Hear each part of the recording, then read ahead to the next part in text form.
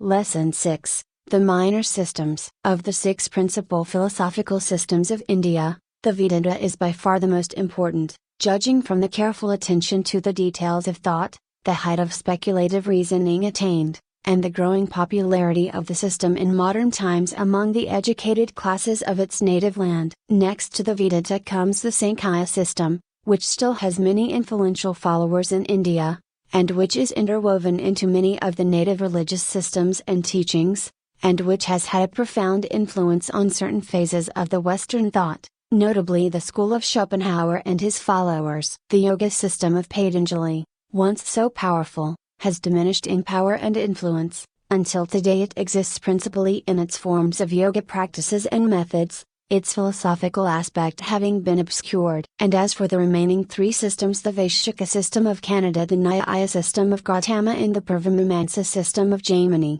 respectively, it must be admitted that they have rapidly diminished in influence, and have dwindled away in the number of their followers, until today they remain as but shadows of their former selves, the remaining systems having proved more fit to survive by reason of the greater vitality of their doctrines, and by the adaptability of their teachings to the requirements of the modern Hindu mind. But as any work on the philosophical systems of India would be incomplete without a reference to, and a consideration of, these 3 minor systems, and as the general philosophical system of India may be better understood after an examination into the principles of these dying systems, we now invite your attention to them, considered severally, in the present lesson, in which we will endeavor to present the vital, fundamental principles of each in a concise, clear form, without wandering into the bypaths of the details of the doctrines. The Vaisheshika system. The first and by far the most important of these 3 minor systems is that known as the Vaisheshika system of Canada,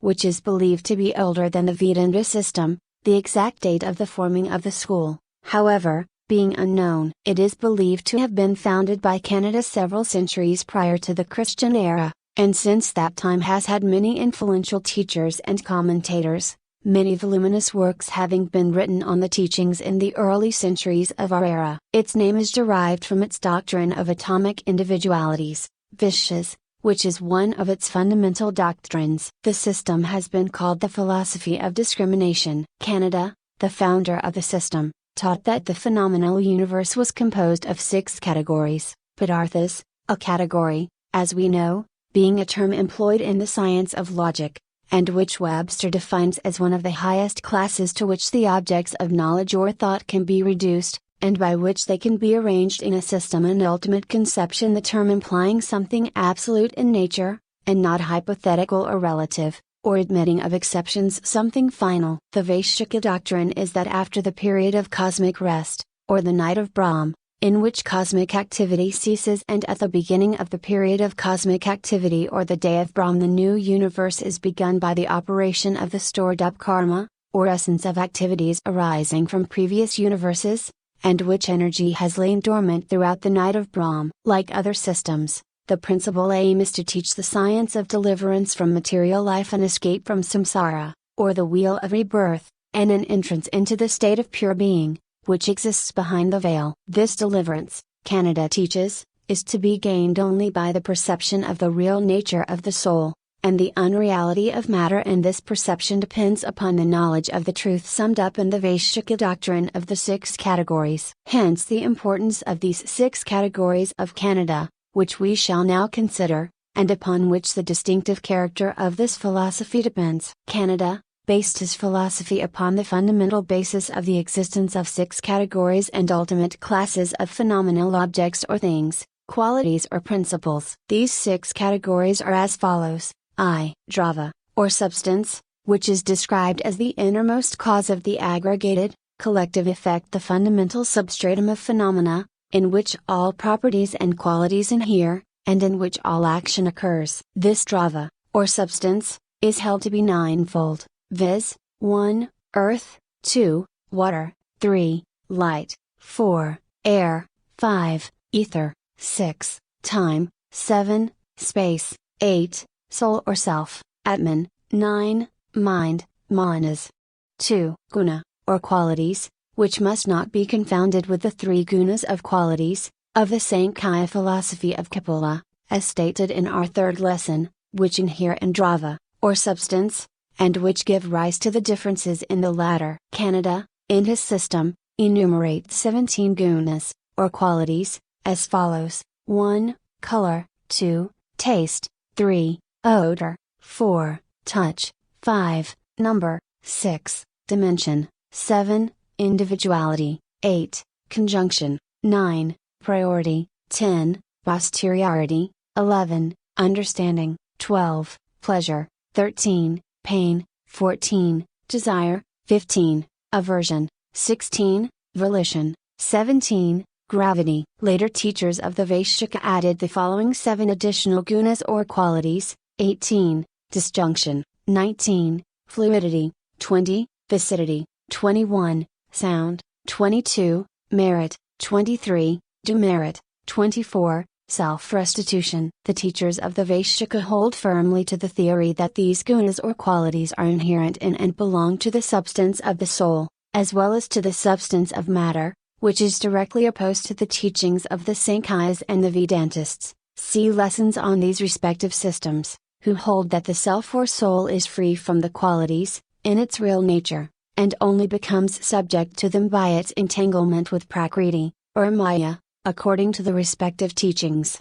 3. Karma, or action, which is held to consist of motion only, and to be inherent in and manifested by substance, or dravya, alone, and which must not be confounded with karma in its other meaning, that is, as spiritual cause and effect. This karma, or action, of the Vaishikas, is divided into 5 motions, as follows: 1. Upward motion, 2. Downward motion, 3. Contraction, 4. Expansion, 5. Change of position. According to the Vaishikas, all objective knowledge consists in the perception of things in their 3 categories, or padarthas, that is, of dravya, or substance guna, or quality or karma, or action, respectively. These 3 categories, or padarthas, being basic and fundamental, universal and general. The 3 remaining categories, or padarthas, are as follows: 4. Samanya, or generality, which relates to a genus, or kind, and which the Vaishikas hold abides in substance, quality and action, and which is of 2 kinds, viz. 1. The higher, or genus, and 2. The lower, or species. Vishya, or atomic individuality, or separateness, which is held to abide in the eternal substances, by which is mind, soul, time, space, ether, earth, water, light, and air. See first category Drava, or substance. This Vishya is the distinguishing feature of the Vaishika philosophy, and from whence its name is derived. Its theory and doctrine is that all substances are composed of countless minute, invisible atoms, from the combinations of which all forms of substance, physical and mental, arise, and from the operation of which all phenomena are occasioned. These atoms are held to be so minute that they may be said to lack physical and spatial dimensions, when alone, and even when combined in pairs, but when 3 combine they form a larger atom, or molecule, and then acquire dimensions and may be said to occupy space. These ultimate atoms are held to be homogeneous, that is, of the same kind and nature, but are exclusive in nature, and can never blend with each other, but may only form combinations in which the separate atomic individuality of each is preserved. These combinations of the ultimate atoms are merely temporary, and are subject to change, destruction and alteration, so far as the combinations are concerned, but the individual atoms, of course, can neither be destroyed nor changed nor altered in their nature. The student of philosophy must see in this Vaishika teaching the fundamental ideas which were afterward advanced by Democritus, the early Greek philosopher, who is generally regarded as the father of the atomic theory, and which are now advanced and held by the most advanced modern Western scientists. Even the destruction of the former atomic theory of the West, and its replacement by the corpuscular theory, is in accordance with Canada's teaching, in which he held that the ultimate atoms were invisible and without dimensions, while in combination they became visible and acquired dimension. The ultimate atom of Canada being similar to the corpuscle, ion, or electron of 20th century Western science in its last conclusions and theories. By the 6th and last of the categories, or padarthas, is that of samavaya or coherence, whereby the parts of certain inseparable things are held together in their respective places. These inseparable things of Canada, for which this sixth category is required, are rather abstract in nature, the following parts in coherence being mentioned as examples of the nature of the category, viz., the parts and the whole quality and the object qualified action and agent atoms and substance subject and object, etc., etc. In addition to the six padarthas, or categories, the later teachings of the Vaishika add a seventh category, or padartha, which is called abhava, or non-existence, and which is divided by the teachers into four classes, viz., 1. Non-existence which is without beginning, but which has an end, 2. Non-existence which has neither beginning nor end, and 4. Non-existence which is the negation of identity. Many of the Vaishnakas vigorously oppose this seventh category, claiming it to be unwarranted and unnecessary, and also unphilosophical, and contrary to the trend of Hindu thought and common sense. We mention it here merely for the purpose of calling the attention of the student to it, for we feel that it has no real place in the Vaishika system. It is about as non-understandable as some of the most difficult propositions of Hegel, the German metaphysician. Canada teaches that understanding is the quality, or guna, of the soul, and that the instruments of understanding are perception and inference. He holds that the ultimate atoms were not created by the Logos, Ishwara, or personal God of the universe, but are co-eternal with him, but that he holds the power which forms the combination and aggregates of the ultimate atoms, and from which all the phenomenal forms, shapes and varieties of things in the universe arise. This God, however, must not be mistaken for that, or Brahman, but is in the nature of a personal God, Ishwara, or Logos, which in turn is an emanation from and manifestation of that, or Brahman. The Hindu philosophies which admit the existence of this personal God, or Ishwara, are called theistic, while those who deny it are often called atheistic by their opponents. But the term atheistic, as used by the Hindus, has an entirely different significance and meaning from that of the Western world, and refers simply to the personal deity, for both theistic and atheistic philosophies in India admit the existence of and are, in fact, based upon the idea of the existence of that, or Brahman, from which all proceeds. Canada teaches the existence of this personal God, Ishwara, Logos, or Demiurge, who is regarded as the Lord and ruler of the universe, but who is destined to pass away with his universe when the day of Brahm ceases, as he emerged from Brahman when the day of Brahm began. You must remember that the Vaishika teaches the existence of countless atomic individual souls, or selves, Atman. See the first category, and these souls are eternal with Ishwara, or the personal God,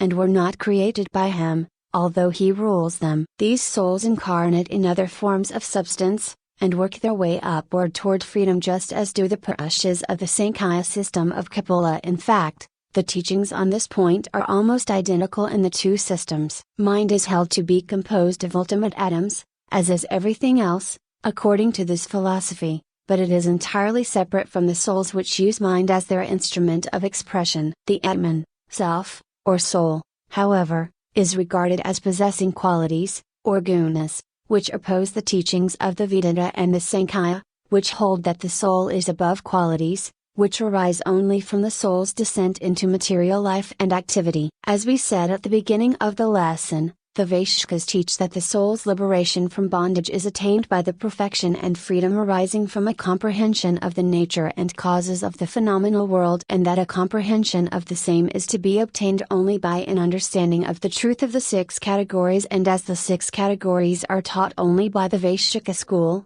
it would follow that one must be a Vaishaka in order to win emancipation, perfection and freedom, which renders the system rather more narrow than its companion systems, and which, in spite of its many excellent qualities and phases of excellent scientific truth, has caused it to be rejected as too narrow by the thinkers of India, which has contributed to its losing popularity and strength. Its principal field of usefulness now is in the sense of giving to other systems, particularly to the eclectic systems, bits of philosophical, metaphysical and scientific truths, which may be assimilated with their own truths. As a separate system, the Vaishaka has not proven its fitness to survive and flourish, and it seems to be on the decline in India, and attracts but little interest in the Western world. The Purvamamsa system. The second of the three minor systems of Hindu philosophy is that known as the Purvamamsa system of Jaimini, which is based upon the attainment of the freedom of the soul by means of the observance of the orthodox rites,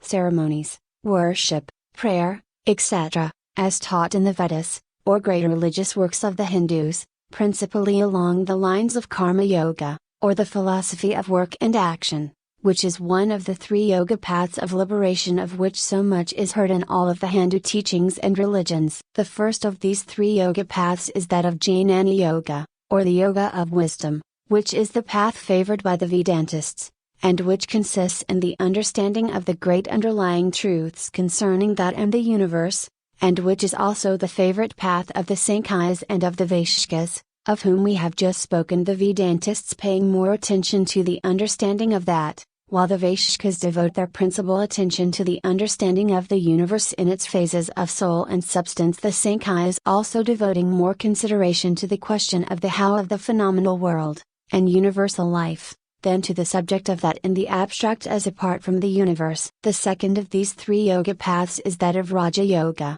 which consists in the mastery of the mind and body by the self or soul, by the operation of the will, and according to certain methods, including rhythmic breathing, etc., and which also has its phases of the development of psychic power. See our works on Raja Yoga, and the science of breath, as well as our lesson on the yoga system in this series, and which is the path favored by Patanjali in his yoga system. The third of the three yoga paths is that of Karma Yoga, or liberation through works and action, and which, as we have stated, is the path favored by Jaimini in his Purvamamsa system, which we are now about to consider. The term Purvamamsa is derived from two Sanskrit words, the first, Purva, meaning prior, former, or previous, the second, Mimamsa, meaning investigation, research, or examination. The term is used in contradistinction to Uttaramamsa, or subsequent, final, or last investigation, research, or examination, and which is one of the original names applied to the celebrated Vedanta system. So, you see, the very name of this system implies a certain orthodoxy and conservatism at variance with the latter and more advanced forms and systems of philosophy. And the name of the system is not a misnomer, for the Purvamamsa is indeed an orthodox system, and is favored by the orthodox schools of religion in India, particularly the less progressive denominations and cults, who adhere to the old forms and ceremonies, deeming them sacred by reason of their antiquity, and resisting any new ideas or interpretations as meddling with the ancient sacred teachings of the Vedas. Purvamamsa is naturally the philosophical system favored by the more conservative of the orthodox priesthood of India, for it is settled and not calculated to disturb the minds of the people with argument and investigation and thought, for it is a philosophy of ritualism, form, ceremonies, creeds,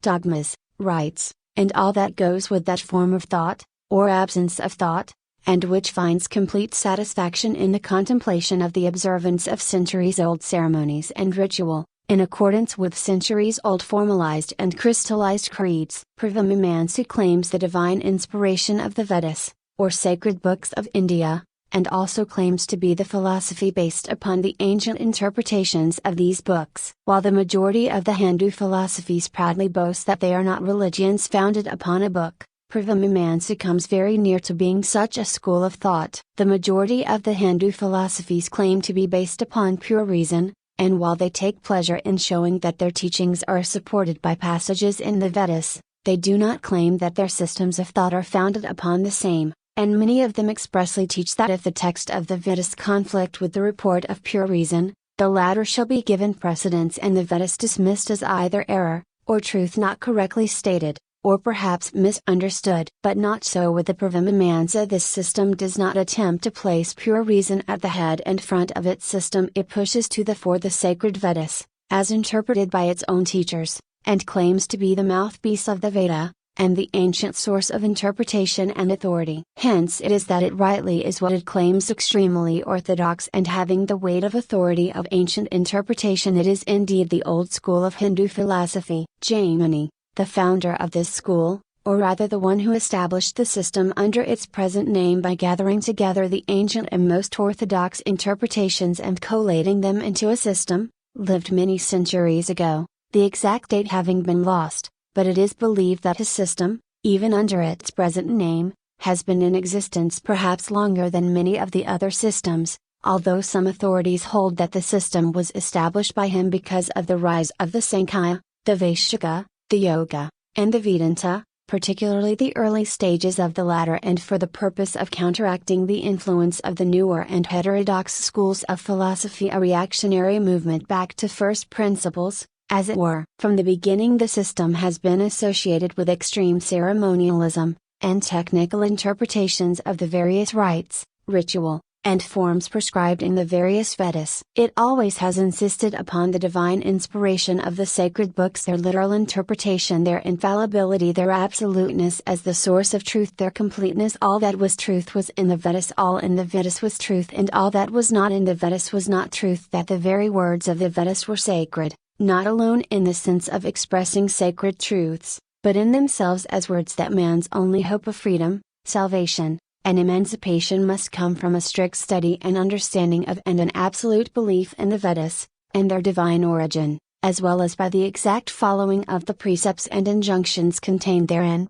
in accordance with the doctrines of the teachers and the letter of the law. The precepts of the Vedas were held to be the direct revelations and explicit teachings of God, and to be accepted as such without doubt, alteration, free interpretation, or higher criticism. Jaimini insisted upon the sacred virtue of the words, before alluded to, holding that their presence in the Vedas was sufficient proof of the existence of the objects which the words symbolized. For instance, there are the Sanskrit words for sun, moon and stars in the Vedas, consequently the sun, moon and stars exist. If the Vedas did not contain these words, there would be no such objects, the conception of the word and the object in the mind of God being correlated, simultaneous, and connected in action. Things not expressed in words in the Vedas were untrue, and non-existent. Consequently the Vedic words were of divine origin, as well as objects. Both the words and the relation of the words are of divine origin, and eternal,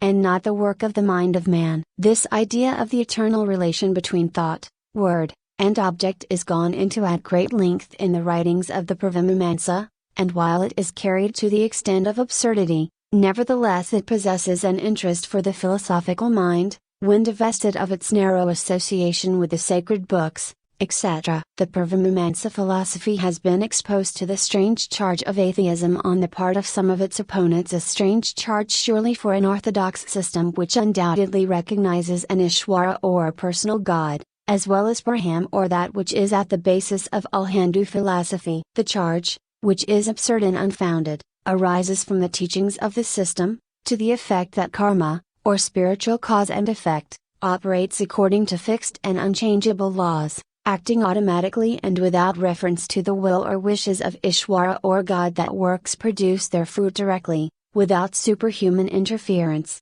instead of by the will of God exerted in each case according to his inclinations, desires, response to prayer, or other temporary inclination. In short, that karma was a natural law instead of an arbitrary dictate of deity. To charge the Pravamamamsa with atheism is so absurd that it seems almost that the accusation was made in an ironical spirit, and in derisive mockery, and in a tantalizing spirit toward the ancient authority. Its analogy in the Christian world would be the accusation of the old Presbyterian Church of atheism because of the doctrine of predestination. The phase of the Pravamamamsa which is regarded as the most worthy of respect and philosophical interest is its teachings regarding karma yoga, the yoga of action and works, and the corresponding teaching regarding dharma, the philosophy of work, in relation to the effects resulting therefrom, is discussed at great length in the Pravamamamsa. The various doctrinal points regarding the fruits of karma are gone into with a wonderful degree of clearness and wealth of detail and analysis.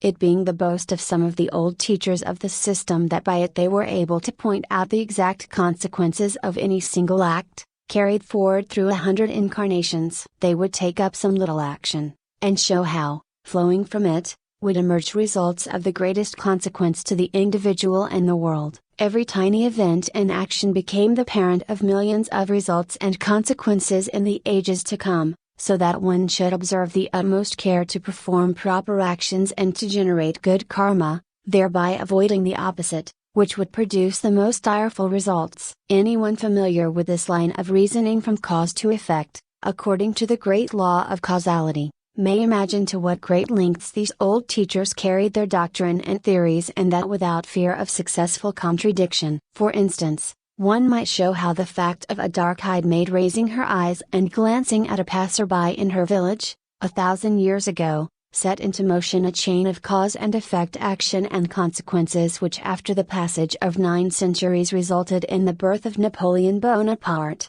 whose existence was productive of destructive wars, involving the death of hundreds of thousands of men, and the destruction of thousands of homes, and the production of many thousands of widows and orphans, and the expenditure of millions of treasure, and so on, with the numerous branches of subsequent effects resulting from Napoleon's life, all from the little roguish glancing of a pair of dark eyes on a warm summer day 1,000 years ago. Verily these old Pravimamsa teachers must have caused terror to the souls of their students and followers, who would be afraid to breathe, lest a chain of cause and effect should thereby be started which might result in all sorts of trouble in the years to come. For such is the result of any doctrine when carried to its extreme limits of logical conclusion or reductio ad absurdum, or reducing a proposition to an absurdity, or, in the common parlance, carrying a good thing too far. To the philosophical mind which has the inclination and time to delve into the extreme lengths of reasoning, and speculation, indulged by these old Pravimamansas, the works of some of these old teachers would be a source of the greatest joy, and it is a pity that so little of their work is obtainable in translations. They built up a system appalling in its details, all dealing with the fruits of action. Colebrook says of their work, each case is examined and determined upon general principles, and from the cases decided the principles may be collected. A well-ordered arrangement of them would constitute the philosophy of law, and this is, in truth, what has been attempted in the Mimamsa. The real merit in the study of Karma Yoga, which is the path of liberty best suited for the everyday person who has not the mind for the higher paths and studies, lies in the essence of the teachings, which is to the effect that the fruits of action may be avoided in their karmic effect, by the recognition of the nature of the soul, and its relation to the universe, and to that this recognition leads to the understanding of the performance of good work, for work's sake, and the virtue of performing action without hope of reward or fear of punishment, the observance of the best that is in one, the doing of the best you know how, without bribe of heaven, or fear of hell, from the pure joy of the doing. The Hindu teachers of Karma Yoga point out to the student that while seeds in their natural state always sprout and bring forth fruits, so do all actions bring forth karmic fruits of effect, but that as the fried seeds used in the Hindu cookery have the fruit quality killed within them, so are actions performed as a duty, and right, in accordance with the highest impulses of one's nature, and without hope of reward or fear of punishment, so are such actions fruitless of a chain of binding consequences, which attach the soul to their karmic results in future lives, but which, on the contrary, enable it to rise above the plane of desire and cause and effect resulting therefrom, and, spreading its wings, soar to higher planes of being as the eagle soars above the low-lying clouds of the lifting fog. As the old Hindu aphorism says,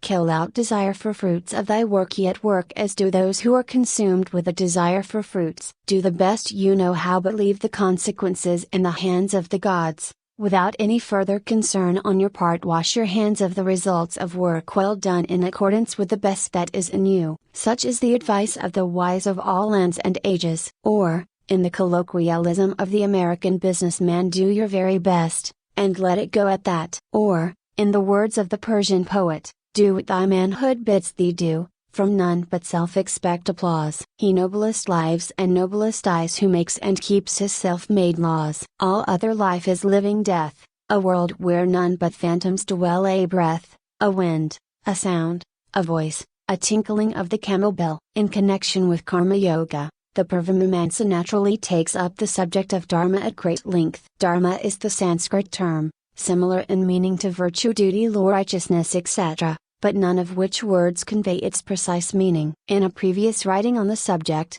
we define the term as follows: Dharma is the rule of action and life best adapted to the requirements of the individual soul, and best calculated to aid that particular soul in the next higher step in its development. When we speak of a man's dharma, we mean the highest course of action for him, considering his development and the immediate needs of his soul. It is the Hindu science of ethics, the philosophy of right and wrong, the rule of conduct. It is a peculiar rule of action, viewed from our Western position, inasmuch as it does not claim to establish absolute positions of right and wrong, but rather adopts the idea which every thinking man has considered at some time the position of things right in their time and place, or under the circumstances and conditions, or else wrong, from the same reasons and conditions. It is a science of the evolution of ethics, and inasmuch as it is so, it is in accordance with the teachings of the highest Western philosophy, although perhaps contrary to certain religious dogmas which persist in theory although abandoned in practice. The Hindu idea of dharma includes ethics based on revelation, higher teachings, intuition, conscience, or spirit, and practical utility. The system is Catholic, eclectic and all-inclusive, and is a study worthy of the attention of any and all students of philosophy, whether of the East or of the West. We cannot go into the subject here at greater length, and such would be beyond the scope and field of this series of lessons. We must refer the student to our 2 lessons on Dharma, and the 1 lesson on Karma Yoga, in our work entitled Advanced Course in Yogi Philosophy, published by the house that issues the present lesson. And so this is the Pravamamsa system of Jaimini, in its general outlines. Passing from view, as it is now in India, still its influence for the good has been apparent, and its fruits of good work will live after it. Freed from its narrowness and formalism, it contains many important truths, and emphasizes many points that the other systems were prone to overlook in their interest in others. And none need hesitate to give the system its proper place as one of the 6 great pillars which support the great structure of the temple of Hindu philosophy. The Nyaya system, the 6th,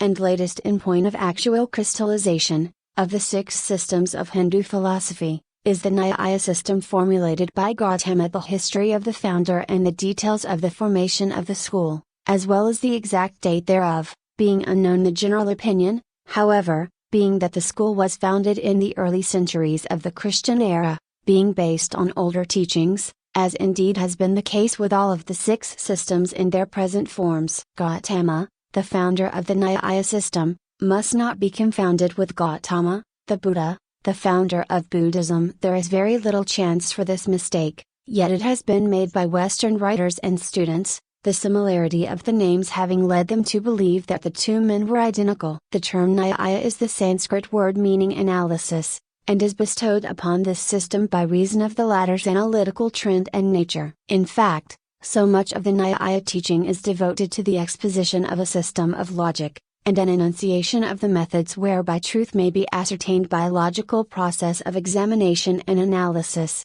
that many Western writers have assumed that the system was a school of logic, ignoring the philosophical and metaphysical aspects of the teaching. The system, indeed, is dual, partaking of the nature of a school of logical analysis, and also of philosophical and metaphysical reasoning and pronouncement of doctrine. Let us examine it in its logical phase first, and then in its philosophical aspect. Gautama, the founder of Nyaya, was distinctly a logician, and careful students of his work have accorded to him high rank in his class. By some he has been called the Aristotle of India, and he developed a distinctive system of Hindu logic which compares very favorably with the Grecian systems. Davis says of his school of logic, the right methods of reasoning have been discussed with as much subtlety as by any of the Western logicians. Some are inclined to the view that the Greek schools were indebted to the early Hindu systems, which were afterward combined, purified and crystallized by Gautama. Dutt says, comparing dates, we are disposed to say of this as of many other sciences, the Hindus invented logic, the Greeks perfected it. Gautama eliminated many of the non-essentials and elaborate details of the previous Hindu logicians, and concentrated his attention upon forming a logical system in which right reasoning and correct inference was the keynote. Accordingly he devotes much time to the forming of scientific syllogisms, or logical forms of arguments in their parts or propositions. The Western syllogism consists of 3 parts, or propositions, viz., the 2 premises, or presumed conditions, which form the basis of the argument and the conclusion, or the inference derived from the premises, and which follows them logically, and which concludes the argument. The Hindu syllogism of Gautama consists of 5 parts or propositions, viz. 1. The premise, 2. The proof, 3. The illustration, 4. The application of the proof,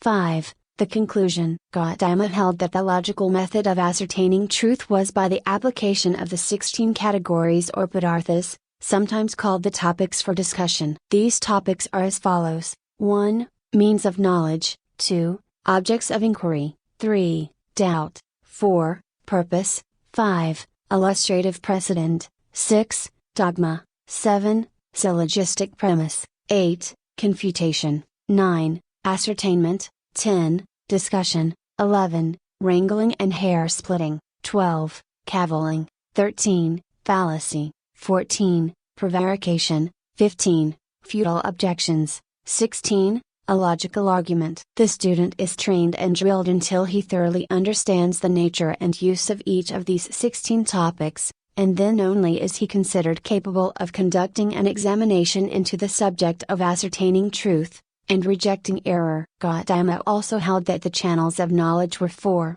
as follows: 1. Perception through the senses, 2. Inference, 3. Analogy, and 4. Testimony of others, according to the laws of evidence. The 12 objects of knowledge, as stated by Gautama, are: 1. The soul, 2. The body, 3. The physical organs of sense, 4. Perception of the objective world, 5. The higher consciousness, 6. The mind, 7. The will, 8. Error, 9. Disembodied states, 10. Karmic law, 11. Pain, and 12. The freedom, emancipation and deliverance of the soul. Gautama's system laid a special stress upon the consideration of the nature of the intellect, and the relation of articulate sound to objects, the latter being somewhat along the lines of the Purvamimamsa system of which we have spoken, and also to the consideration of the subjects of genus, variety, species, and the individual manifestations. In many respects the Nyaya system is complementary to,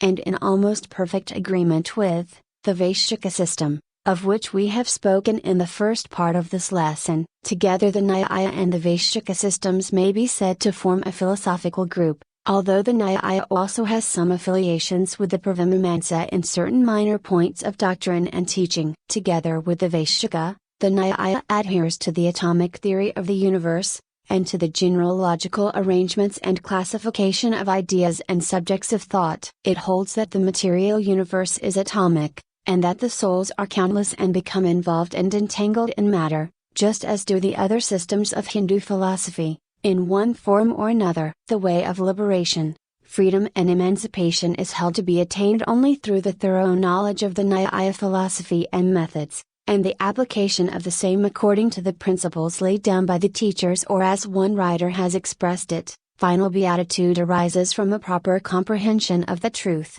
as summarized in the 16 padarthas of the Nyaya. Originally, the Nyaya system did not admit the existence of an Ishwara, personal God, or world soul, but afterward there crept in the doctrine of an Ishwara or supreme soul, Para-Atman, which regulated and maintained the universe, creating and directing the formation of the combination of atoms, and often taking an active part 1. The affairs of his universe, but who was not the creator or cause of the souls or atoms, the two latter being held to be coexistent with him, although under his control and direction, subject to the higher law, and all emanating from Brahman or that, and being destined to return to the source from which they originated, at the close of the day of Brahm. Miscellaneous systems. In addition to the 3 minor systems which we have just considered, there are several other minor systems with a number of followers, but which are but little known outside of India. These systems are rather more of religious systems, or systems of theology, than systems of philosophy, and advance no new conceptions or ideas, their efforts being in the direction of advancing certain theological dogmas, or the claims of certain priestly cults. To this class belongs the school founded by Anandatirtha, known as the Purnaprajna cult, and which is really a Vaishnavic sect or school of theology, devoted to the advancement of the worship of Vishnu. Similar in nature are the 4 schools of theology devoted to the worship of Shiva, the names of which sects are the Nakulakapakupada, the Pratyabhijna, and the Raskavara, respectively. All of the above-mentioned 5 systems, schools or sects superimpose their theological teachings and dogmas upon a fundamental basis of philosophical thought derived from the Vedanta and Sankhya conceptions. There is also a 6th school, that claims rank as a philosophical system, namely, the school of Panini, which is really a system of grammatical science, coupled with an inquiry into the internal and external significance of sounds and the inner meaning of words, the latter resembling some of the tenets of the Pravamimamsa system considered in this lesson, and which holds that the word is merely the vehicle for the indwelling spirit of thought, which is an eternal, indivisible, unitary idea. Other religio-philosophical systems will be mentioned in our 2 lessons on Hindu religions. Agnostic and materialistic systems. In addition to these metaphysical systems, there have existed from time immemorial various agnostic and materialistic cults in India, strange as the idea may be to the West. And, in fact, these Hindu agnostics and materialists, like their metaphysical brethren, have anticipated their Western counterparts by several centuries, and nearly every modern school of materialistic and agnostic Western thought can find its predecessors several centuries before the Christian era in India. The early Buddhistic writings show that there were several schools of this kind in existence in India about the time of Buddha, BC 600. Among the early teachers of this kind may be mentioned the following contemporaries of Buddha: Sanjaya, who founded a school of agnosticism, holding that there was no basis of knowledge warranting the doctrines of reincarnation and karma, or survival of the soul. Ajita, who founded a materialistic school, the tenets of which were that the universe had a purely material basis, no spirit being involved therein, and everything consisting of fire, water, air, and earth, from which everything was evolved, and into which everything would return. Kassapa, who founded a school of indifferentism, the doctrine of which was that morality and immorality were but names, and that the laws of the universe were immoral, that is neither moral nor immoral, and that the latter terms were inventions of men, and changed from time to time in their meaning and application, and that there was no such thing as merit or demerit for actions or deeds, as claimed by the current religions and philosophies, particularly the school of Buddha Makkhali, who founded a school of determinism, holding that samsara, or the cycle of existence, proceeded according to fixed and invariable laws, allowing of no voluntary choice or action, and therefore making of karma a mechanical law instead of a moral one, and holding that everything and every individual worked out its own nature according to its inherent laws, without possibility of modification or control, the operative cause of all action being nati, which means destiny, fate, or a logical necessity. The Charvakas. In addition to the above minor non-metaphysical schools,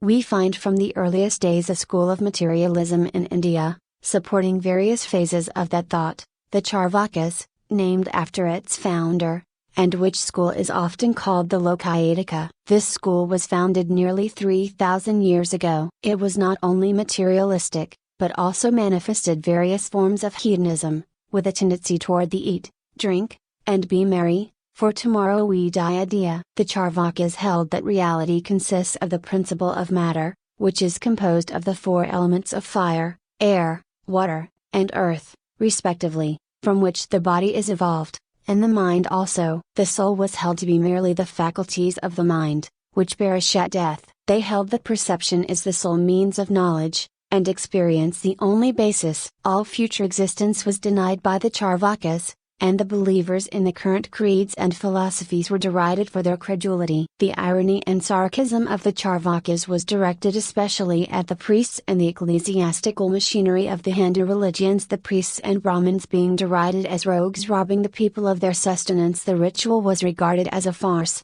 and sacrifices and offerings as clever means of the priests to subsist upon the ignorance of the masses. The Vedas were derided as wordy masses of drivel and falsehood and vain imaginings, and the philosophers as cheats who palm specious promises for gold. God or Abraham was denied, and matter was raised to the altar. Such was the ancient school of the Charvakas. The modern Hindu materialistic school has softened the Charvaka teachings somewhat, and its doctrines and writings are now very similar to those of the Western materialistic school of the 19th century. A number of modern Hindus now affect the prevalent agnosticism or naturalism of the West, claiming to have advanced beyond metaphysics and spiritualistic philosophy. But these dissenting thinkers are last to sight among the millions of adherents of the old schools of thought. Special Message Vi. In our messages of the past 3 months we have given you the axioms of truth, those symbols whereby we seek to enter into an understanding of the nature of truth. We have given you these axioms,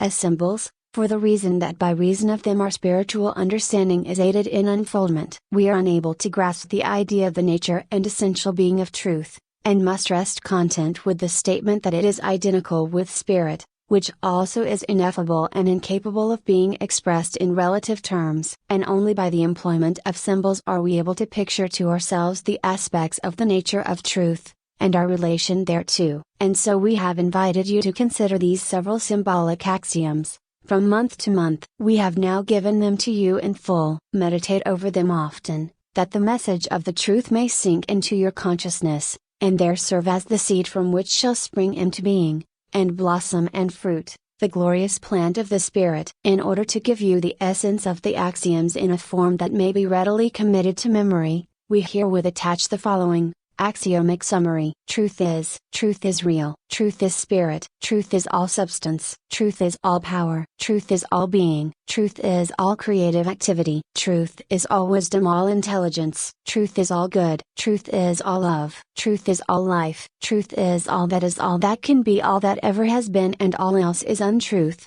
having no existence in truth. He or she who perceives truth as the all in all, has found truth. He or she who fails to perceive this, is in the bonds of untruth. The opposite of truth is untruth, which has no real existence, but which masquerades as reality and eludes the minds of those who are in error, not having found truth. Untruth is but the shadow truth. When truth is discerned, untruth disappears. Our meditation for the coming month is, truth is that which is spirit is that which truth is spirit is truth, spirit is all there is, all else is untruth.